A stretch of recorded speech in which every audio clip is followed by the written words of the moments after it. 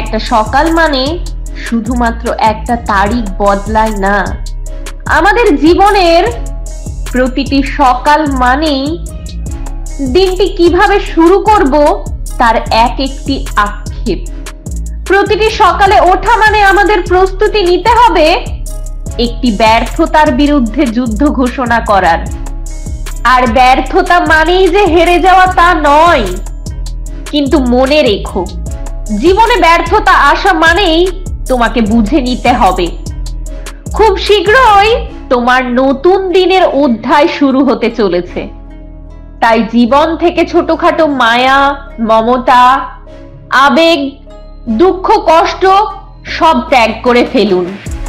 জীবন থেকে Facebook, WhatsApp, Instagram, PUBG, বিভিন্ন রকমের গেমে ডুবে থাকার মতো নেশাগুলিকে সরিয়ে দিন। আজকালকার যুগে তোমাকে 10 টাকা রোজগার করতে গেলেও কঠোর পরিশ্রম করতে হবে। তাই জীবন থেকে পিছুটান ছেড়ে দাও।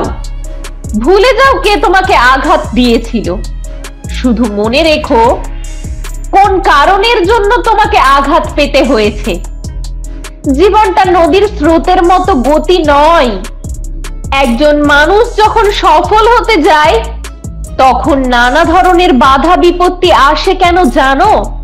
কারণ এটা বাস্তবতার কাছে ধৈর্যের একটা পরীক্ষা মাত্র।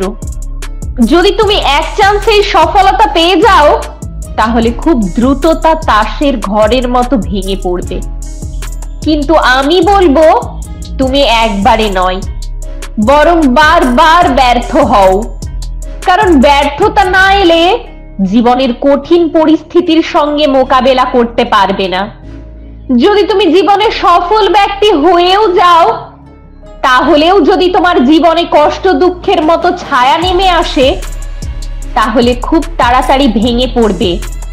তাই একবার না, বরং বারবার আমাদের জীবনে ব্যর্থ হওয়া উচিত। তবেই সফলতার আসল মজাটা আমরা উপভোগ করতে পারবো। জীবনে সমস্যা আসবে যাতে তুমি নতুন পথ খুঁজে পাও। তাই এই সমস্যাগুলি হচ্ছে আমাদের জীবনের ব্যর্থতা।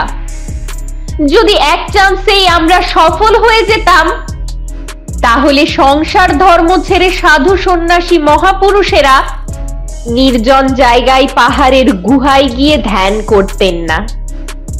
তাই নিজের প্রতি বিশ্বাস, আস্থা রেখো। জীবনের সব ঝড় তোমাকে থামিয়ে দেবার জন্য আসবে না। কিছু ঝড় জীবনে আসে তোমার সামনে চলার পথটা পরিষ্কার করে দেবার জন্য। তাই যখন একটা সকাল আসবে তখনই বুঝে নিতে হবে সেই সকালটা তোমার জন্য নতুন কিছু নিয়ে আসবে। প্রতিটা সকাল শুরু মানেই বুঝে নিতে হবে তোমার জীবনের সংগ্রাম শুরু। জীবনে সফল হতে গেলে মাত্র দুটো জিনিসের প্রয়োজন, আর তা হলো জেদ আর আত্মবিশ্বাস। তাই তুমি কোন পরিস্থিতিতে আছো সেটা ম্যাটার করে না। ম্যাটার করে এটাই যে তুমি কিভাবে নিজেকে সফল ব্যক্তি হিসাবে তৈরি করবে।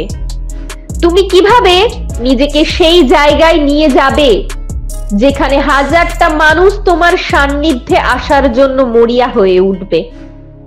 তাই আমি বলবো, তোমার ভেতর জেদ থাকলে আর আপ্রাণ চেষ্টা করলে তুমি জীবনে একদিন না একদিন সফল হবেই।